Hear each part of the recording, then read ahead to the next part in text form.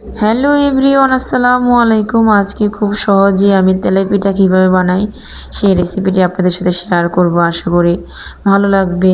তেলের পিঠা তো সবাই বানাতে পারেন, আমি একদম সহজ কিভাবে বানাচ্ছি সেটাই আপনাদের সাথে শেয়ার করলাম। তেলের পিঠাগুলো দেখেন কতটা সুন্দর ফুলকো ফুলকো ফুলে গেছে। তেলের পিঠাটা আমার শাশুড়ি মা বানাচ্ছে, খুবই সুন্দর হয়েছিল।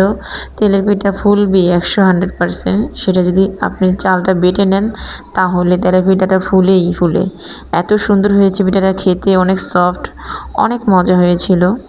আশা করি এরকম করে করে দেখবেন, আপনাদের ভালো লাগবে। আপুরা ভাইয়ারা, আমি নতুন, আমার চ্যানেলটা সবাই সাবস্ক্রাইব করে দিবেন। যদি আপনাদের একটু ভালো লেগে থাকে অবশ্যই সাবস্ক্রাইব করে দিবেন, আমার পাশে থাকবেন। আমি সবাই ভিডিও দেখি, যারটা সামনে আসে প্লিজ সবাই দেখে দিবেন।